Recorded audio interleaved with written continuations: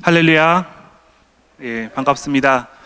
저는 이천선교본부에서 사역을 하다가 지금은 두란노 해외선교회에서 총무를 섬기고 있는 조경근 선교사입니다.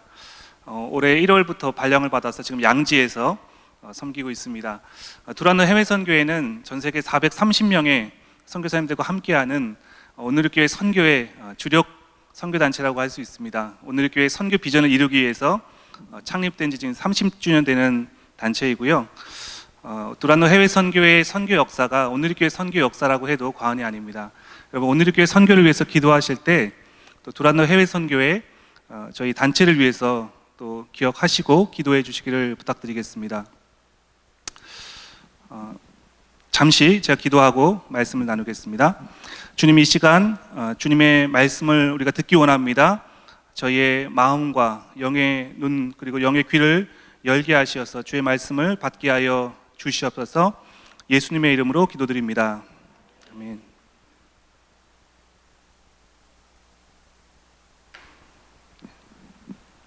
복음을 증거하는 일, 즉 선교는 교회의 본질적인 사명입니다.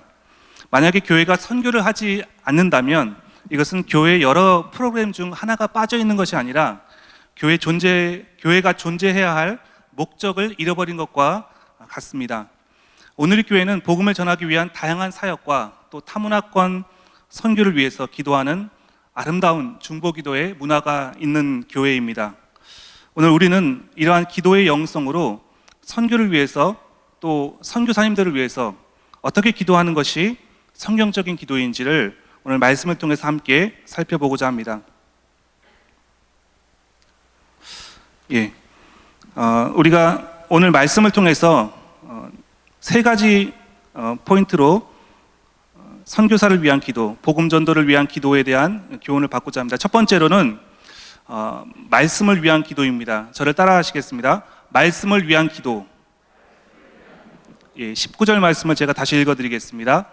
또 나를 위해 기도하기를 내게 말씀을 주셔서 입을 열어 복음의 비밀을 담대하게 알릴 수 있게 해달라고 기도해 주십시오. 여기 19절 말씀에 보면 내게 말씀을 주셔서 이렇게 기록되어 있습니다. 복음 증거를 위해서는 복음 증거자가 먼저 말씀을 받아야 합니다. 내 안에 먼저 말씀이 충만해야 다른 사람에게 그것을 전할 수 있죠. 구약 성경에서 출애굽한 이스라엘 백성들이 하나님으로부터 받은 가장 중요한 훈련 두 가지는 첫 번째가 일용할 양식, 즉 만나를 받는 것이었습니다. 매일매일 하나님께 주신 일용할 양식인 만나를 받아 먹는 것이 첫 번째 훈련이었고, 또 다른 훈련은 자신의 의지를 내려놓고 불기둥과 구름기둥으로 인도하시는 주님의 인도하심을 따라 광야를 여행하는 순종의 훈련이었습니다. 내가 아무리 힘들어도 불기둥과 구름기둥이 이동하면 따라가야 되고, 또 불기둥과 구름기둥이 멈추면 맨날 며칠을 그 자리에서 텐트를 치고 기다려야 했습니다. 이것이 바로 순종의 훈련이죠. 우리 오늘의 교회 성도님들은 배우고 가르치는 일에 매우 익숙합니다. 또한 내가 누군가로부터 배워야지 다른 사람을 가르칠 수 있다라고 하는 가르치거나 전할 수 있다라고 생각을 합니다. 그래서 각종 세미나와 집회를 통해서 말씀을 받기를 사모합니다. 이것은 오늘의 교회가 가지고 있는 정말 좋은 전통입니다. 하지만 근본적으로 우리는 매일의 묵상을 통해서 하나님으로부터 일용할 양식, 말씀을 직접 받고 또 순종하는 훈련을 해야 합니다. 이것이 바로 큐티이죠. 이와 같은 훈련이 되지 않은 채 아무리 좋은 강사나 목회자로부터 말씀을 배운다고 할지라도 그 말씀이 자신의 것이 되지 않습니다. 그런 지식에는 능력이 나타나지 않습니다. 저와 저희 가족은 지금으로부터 약 12년 전 2010년에 네팔로 파송을 받았습니다. 네팔 서부 꼬울뿌리라는 곳에서 사역을 하게 되었는데요. 저희는 동부 지역에서 온 현지인 목사님, 림부족 목사님과 함께 동역을 하게 됐습니다. 저희가 사역했던 네팔의 서부 지역에는 림부족이 없습니다. 림부족은 네팔의 동부 지역에만 사는 종족이에요. 근데 이분은 말레이시아 일하러 갔다가 거기서 예수님에 대해서 듣고 복음을 영접하고 네팔에 돌아와서 3개월짜리 성경학교에서 교육을 받은 이후에 담대하게 교회를 개척해서 사역을 하고 있었습니다. 근데 3개월 과정의 성경학교에서 교육을 받고 이제 목회를 하려니까 어떻겠습니까? 뭐 사역적인 역량이 너무 부족한 것이죠. 설교도 잘 할지 모르고, 그리고 뭐 큐티라든지 이런 부분에 대해서 전혀 문외한이었습니다. 그뿐만 아니라 저희가 사역했던 그 네팔의 서부 지역에서는 목회자들을 위한 주석이라든지 참고도서 같은 것들을 거의 구할 수가 없었습니다. 오직 묵상을 통해서 깨달은 것을 현지 교인들이 알기 쉽게 이해시키고 자신의 삶에 적용할 수 있도록 가르쳐야 하는 상황이었습니다.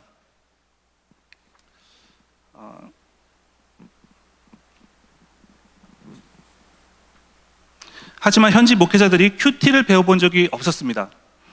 그래서 제가 협력하는 교회마다 이렇게 하용조 목사님의 책 큐티하면 행복해집니다. 이 책의 내용과 핵심적인 원리를 네팔어로 번역해서 가르치기 시작했습니다. 저희가 이제 광범위한 교회들과 함께 지역 교회들과 함께 협력했는데, 그 협력 교회마다 가서 큐티하면 행복해집니다. 이 책에 나와 있는 핵심적인 큐티의 원리들을 네팔어로 강의하고 또 보급하기 시작했습니다. 그러자 현지 교회 목회자들의 도전을 받고 말씀이 새로워지는 것을 경험할 수 있었습니다. 우리가 선교사님들을 위해서 기도할 때 이제 이렇게 기도하기 원합니다. 주님, 언어와 문화의 장벽을 넘어 선교지에서 복음을 전하고 계시는 선교사님들이 먼저 주님의 말씀으로 충만하게 하여 주시옵소서. 이것이 우리가 기도해야 될 선교를 위한 중보기도 첫 번째 기도의 제목이라고 할 수 있습니다. 두 번째는 지혜를 위해서 기도해야 됩니다. 따라 하시겠습니다. 지혜를 위한 기도. 19절 말씀을 보시면 이 복음을 입을 열어 알릴 수 있게 해달라고 기도해 주십시오, 이렇게 기도의 요청을 하는 것을 볼 수가 있습니다. 또 20절에 보면 말할 수 있게 기도해 주십시오, 이렇게 기록되어 있습니다. 이걸 영어 성경을 보면 19절에 알릴 수 있게 해달라고, 이것은 영어로 make known, 즉 persuading, 설득을 말합니다. 그리고 20절에 나오는 말할 수 있게 기도해 주십시오, 이것은 declare, 선포를 말합니다. 믿지 않는 사람들에게 복음을 증거하기 위해서는 설득과 선포, 이 두 가지가 모두 필요합니다. 이것은 타문화권 선교를 하는 선교사들에게도 마찬가지입니다. 어떤 경우에는 인내를 가지고 대상자를 설득해야 할 때가 있는가 하면, 또 다른 경우에는 담대하게 듣든 안 듣든 복음을 선포해야 하는 경우도 있습니다. 이것은 무엇을 의미합니까?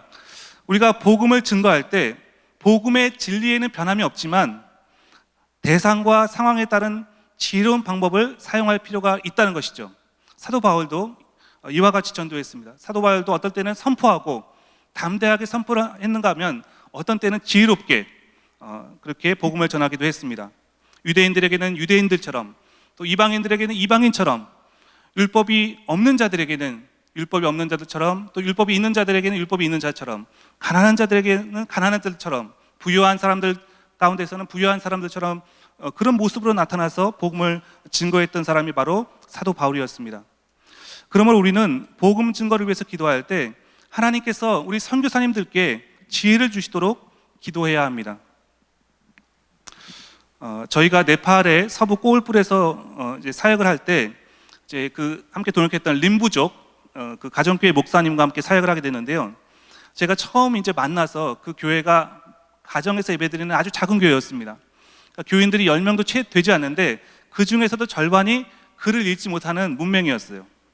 도저히 소망이라고는 보이지 않는 그런 작은 모임이었습니다.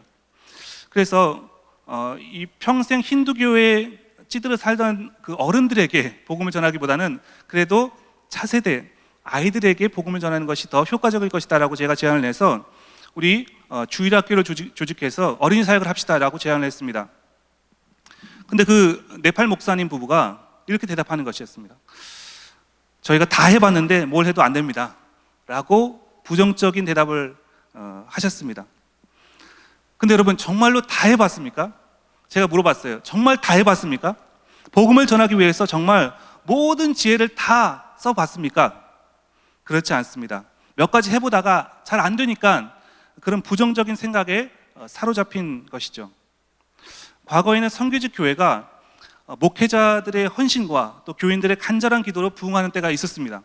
저는 이것을 무시하지 않습니다. 가장 중요한 원리가 목회자의 헌신과 또 성도들의 넘치는 기도라고 생각합니다. 그러나 이제 선교지의 교회도 목회 사역에도 체계적이고 창의적인 목회 전략, 선교적 전략이 필요한 때가 되었습니다. 그래서 제가 네팔 사역 1기 때 가장 많이 강조했던 것이 네팔 목회자들에게 그것입니다. 목회 전략이 필요하고 사역의 전략이 필요합니다. 체계가 필요합니다. 그래서 저는 네팔 사역 1기 때 오누리 교회와 M센터 사역을 통해서 훈련받은 여러 가지 사역적 경험을 현지 교회에 가르치고 훈련하는 일을 했습니다. 또한 제가 목회했던 교회는 새롭고 창의적인 일들을 많이 시도했습니다. 예를 들면 특정 대상자들을 위한 맞춤 연도 집회, 청년들을 위한 주제별 집회, 또 현지 청년들이 참여하는 국내외 아울리치, 그리고 아버지 학교 같은 가정사역, 그리고 샤이닝 글로리아와 같은 특별수련회, 그리고 어린이 캠프 등등등. 여러분, 우리는 이러한 사역이 너무 일상화되어 있고 당연한 것으로 생각하지만 예배와 신방 외에는 아무런 프로그램이 없었던 현지 교회에는 이런 사역들은 정말 그들이 한 번도 경험해보진 못한 엄청난 일이었습니다. 이렇게 교회의 체계를 갖추고 다양한 사역을 한 결과 처음 교회를 섬길 때는 출석 교인이 10명도 안 되는 작은 교회였지만 저희가 네팔 떠나올 때 8년 이후에 140명의 성도들이 나오는 교회로 성장을 하게 됐습니다. 주일학교, 여성도회, 청년회, 모든 조직, 찬양팀 이런 것들이 다 조직되어서 이제 교회가 힘을 받게 되었습니다. 그리고 센터 건물도 건축을 하게 되었고 그 새로 건축된 복합센터에서 더욱더 활발한 사역을 하게 되었습니다. 그리고 더욱 감사한 것은 어린 아이와 같았던 교회가 어엿한 청년의 모습으로 자립할 수 있었다는 것입니다. 지금 저희가 재정적인 지원을 전혀 하지 않지만 교회는 지금도 잘 운영되고 있습니다. 야고보서 1장 5절에는 주님께서 이렇게 말씀하십니다. 여러분 가운데 누구든지 지혜가 부족하거든 모든 사람에게 후히 주시고 꾸짖지 않으시는 주님께 구하십시오. 그러면 주실 것입니다. 우리는 복음 증거를 위해서 기도할 때, 특별히 선교사님들을 위해서 기도할 때 이렇게 기도해야 될 줄 믿습니다. 하나님, 우리 선교사님들에게 주님의 지혜가 충만할 수 있기를 구합니다. 우리가 선교사님들을 위해서 기도할 두 번째 제목은 하나님의 지혜를 위해서 기도해야 합니다. 세 번째, 담대함을 위해서 기도해야 됩니다. 따라 하시겠습니다. 담대함을 위한 기도. 19절과 20절 말씀에 공통적으로 등장하는 단어는 담대하게라고 하는 말입니다.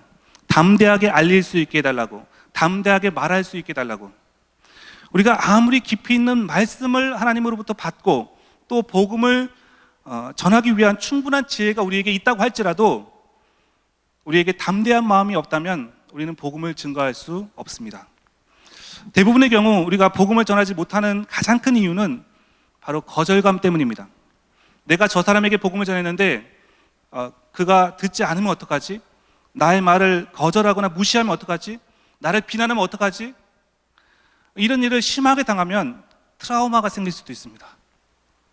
트라우마, 이제 상당히 어려운 단어인데 한국에서는 이제 일상적인 단어가 되었습니다. 트라우마 뭐죠? 외상 후 어떤 장애, 그것을 말하죠. 제가 네팔에서 8년 동안 사역하는 동안 정말 이제 하늘나라로 가는구나 하는 경험을 2번 해본 적이 있었습니다.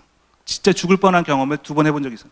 첫 번째는 2015년 4월 25일, 지금도 기억합니다. 네팔 대지진 사건이었습니다. 여러분 기억하십니까? 2015년 4월 25일에는 진도 7.8의 강진이 이 카트만두 약간 서쪽이었던 고르카라고 하는 지역에서 발생해서 이 지진파가 카트만두를 이제 이렇게 직접 타격을 했습니다. 저희는 현지에서 8년 동안 사역하는 가운데 4년은 아이들과 함께 살았고 4년 동안은 아이들과 떨어져 살았습니다. 그 이유는 저희가 이제 꼬울풀로 처음에 들어갔더니 꼬울풀은 인구가 한 5, 6만 명밖에 되지 않는 그런 시골의 작은 읍내 같은 곳입니다. 거기에 선교사가 없는 것은 물론이고 저희가 외국인으로서 처음으로 그 지역에 상주하는 사람이었어요. 그러다 보니까 외국인들이 쓰는 물건들을 아예 구할 수가 없었습니다. 슈퍼마켓 한 개도 없었고요. 그냥 현지인들하고 똑같이 재래시장에서 야채 같은 것들을 사서 먹고 또 아이들을 현지 학교에 보냈습니다. 현지 학교는 열악하기 그지없었습니다. 정말 건물이 한 동밖에 없었는데 학생들을 1000명 거기서 가르쳤고 이제 스쿨버스가 있었는데 35인승 스쿨버스에 150명씩 아이들을 태우고 다녔습니다. 그리고 첫날 제가 기억하는데 그 학교에 안 가려고 떼를 쓰는 그 아이들을 억지로 현지 학교 선생님이 끌고 이제 책상도 없고 걸상도 없고 어두컴컴한, 그리고 머리를 팍팍 깎고 앉아 있는 마치 수용사와 같은 그런 그 교실에 억지로 끌고 가는 우리 아이들, 그리고 아이들이 막 울면서 이제 끌려가는 그런 모습을 보면서 정말 마음이 아팠습니다. 근데 그 학교를 4년 동안 다녔습니다. 근데 이런 뭐 생활도 어려웠지만 저희가 이제 계속해서 사역이 부흥을 하고 성장하다 보니까 저와 제 아내가 오토바이를 타고 다니면서 계속 신방을 하고 다니고, 그리고 신방을 하다 보면 또 다른 사람들을 또 만나게 되고 전도하다 보면 또 다른 사람을 만나서 기도해주고, 그러다 보면 옆집에 또 귀신 들린 사람이 있어가지고 가서 귀신 내쫓고 막 이렇게 하다 보니까 이제 저녁 때 들어오면 어두컴컴한 집에 아이들만, 그때 아이들이 5살, 6살, 뭐 7살 그때였는데 아이들만 어두컴컴할 때까지 있으면서 거기서 생라면을 부셔 먹거나 참치캔을 까서 먹는 이런 일들이 일주일에 3-4번씩 일어났습니다. 저희가 미국에 있었으면 아마 고발당했을 거예요. 그러니까 사역도 계속해서 부흥을 하고 발전하고 성장하고 있고, 아이들은 볼 시간이 없고, 그리고 하루에 10시간씩 전기가 나갔습니다. 지금 스리랑카의 상황이 당시 저희가 사역했던 네팔의 상황이었습니다. 이제 날씨는 더워서 45도를 이제 오르락 내리락 하는데, 문제는 날씨가 더워서 문제가 아니라 전기가 안 들어와서 문제입니다. 전기가 안 들어오면 선풍기도 안 돌아가고 심지어는 물도 쓸 수가 없습니다. 그러니까 사역은 둘째치고 사는 것 자체가 그냥 극기 훈련이었습니다. 이런 데서 아이들과 함께 살려니까 아이들도 힘들고, 또 아이들이 공부했던 학교 자체가 수준이 높은 학교가 아니었습니다. 그러다 보니까 저희가 결단을 했습니다. 이제 4년 되었을 때 이 아이들을 외할머니 외할아버지가 있는 카트만두로 보내자.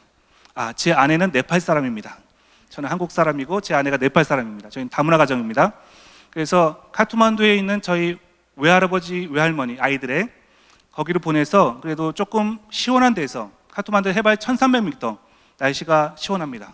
그리고 조금 학교, 뭐 현지 학교지만 조금 더 좋습니다. 그래서 거기를 보내서, 거기 이모도 있으니까 좀 보게 해서 거기서 공부를 시키자, 이렇게 결단을 해서 저희가 2015년 4월 23일 밤차를 타고, 보통 밤차를 타면 밤새도록 달려서 12시간 걸려서 카트만두 도착을 합니다. 4월 24일 날 아침에 카트만두 도착을 했어요. 그리고 그 다음 날인 26일 날부터 카트만두에 있는 학교에 가기로 다 전학 절차를 마친 상태였습니다. 근데 25일 날 이제 여기 오늘리교회 네팔 예배 출신의 형제들이 개척한 카트만두의 협력교회에 가서 예배를 드리고 있었는데 지진을 맞은 거예요. 저희가 상가 건물 2층에 3층짜리 상가 건물에 2층에서 예배를 드리고 있었습니다. 그 상가 건물 3층짜리 건물에 2층을 임대해서 예배 드리는 그 교회였는데, 거기서 한 40-50명 정도가 이렇게 앉아서 예배 드리고 있었는데, 예배 드리다 말고 갑자기 이 설교를 듣는 중에 이 건물이 흔들리는 거예요. 큰 길 옆에 있었기 때문에 큰 트럭이 지나가는 건가 보다 했어요. 근데 예배 드리던 네팔 자매 한 명이 네팔어로 지진이다, 북권 빠요, 이렇게 말했습니다. 네팔 말로. 그 말이 떨어지기가 무섭게 이 건물이 좌우로 막 흔들리면서 위아래로 요동을 치르기 시작하는 거예요. 마치 어떤 상자 안에 개미나 벌레들을 가다 놓고 막 흔드는 것 같은 그런 느낌이었습니다. 이 건물에 보면은 기둥이 있고 기둥과 기둥을 연결하는 빔이 있지 않습니까? 철근 콘크리트가 들어가 있는 빔이, 이 빔이 막 흔들리면서 엿가락처럼 이렇게 막 휘고 있는 게 제 눈으로 똑똑히 보였습니다. 저는 일어나서 바로 도망가려고 했지만 몸을 가눌 수가 없었습니다. 이미 일어설 수도 없을 정도로 심하게 흔들렸어요. 그날 하루 동안만 네팔에서 9,000명이나 되는 사람이 사망을 했습니다. 그러면 7.8의 강진이에요. 만약에 한국에서도 7.8의 강진이 일어난다면 그보다 더 많은 사람이 사망할 겁니다. 그리고 수십만의 이재민이 발생했습니다. 엄청난 재앙이었습니다. 저는 그날 이제 건물의 그 빔이 똑 부러지면서 건물이 와르르 무너져가지고 저희가 다 깔려서 그대로 죽는 줄 알았어요. 거기서 할 수 있는 일이라고는 울고 있는 아이들을 껴안고 주님의 이름을 부르는 것밖에 없었습니다. 주여 주여 부르면서 외치면서 기도를 했습니다. 그렇게 1분이 지나자 그 진동이 멈췄습니다. 1분이 한 10분처럼 느껴졌습니다. 정말 엄청난 재앙이었습니다. 이 사진은 제가 직접 찍은 사진이에요. 카트만두의 외곽 지역에는 철근과 콘크리트를 사용하지 않고 벽돌로만 4층, 5층까지 지은 집들이 있습니다. 이런 집들은 거의 대부분 다 무너졌습니다. 여러분, 이거 제가 찍은 사진인데 자세히 보시면 이 벽에 옷 한 벌과 쇼핑백이 걸려 있는 것을 보실 수 있어요. 이 벽이 방의 한쪽 벽이었다는 것을 알 수가 있습니다. 여기 있었던 사람들 다 그냥 묻혀버린 거예요. 이 지진 직후에 제가 찍은 사진입니다. 이렇게 카트만두 외곽에 철근을 사용하지 않고 지은 건물들은 거의 90% 이상이 다 무너졌습니다. 그래서 많은 사람들이 생명과 또 집을 잃고 이재민이 되었습니다. 근데 제가 이때 알게 된 사실은 뭐냐면, 그 이후에 제가 좀 이 흔들리는 거에 대해서 조금 트라우마가 생긴 것 같아요. 그래서 이렇게 의자에 앉아 있다가도 누가 이렇게 흔들거나 뒤에서 이렇게 발을 얹어놓고 이렇게 떨면은 지진 난 거 아니야 그래가지고 막 이렇게 둘러보고 흔들림이 없는데도 지진 난 거 아니야 이렇게 하면서 그런 기분이 들더라고요.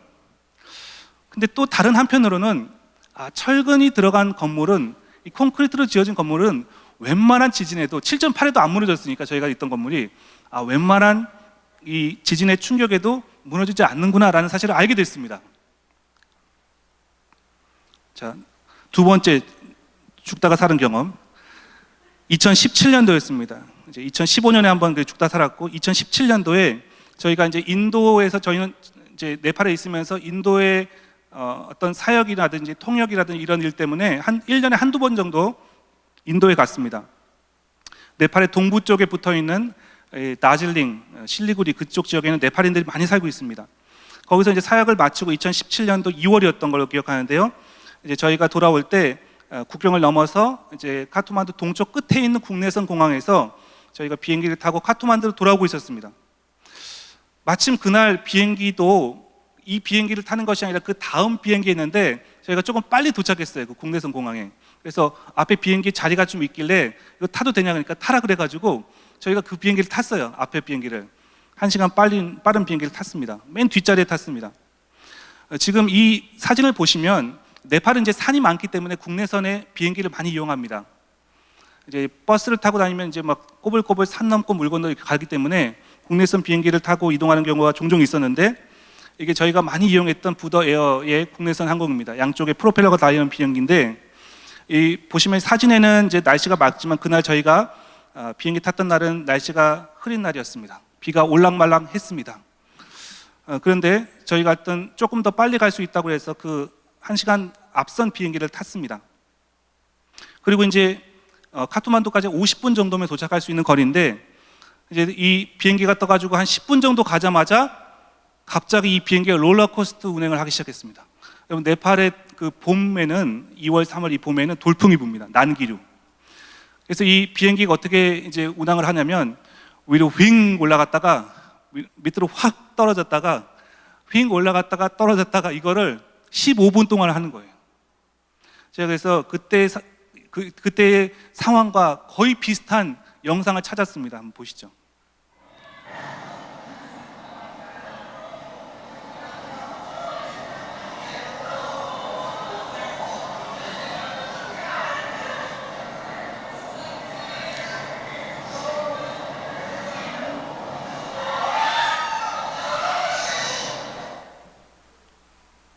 보시기만 해도 끔찍하죠?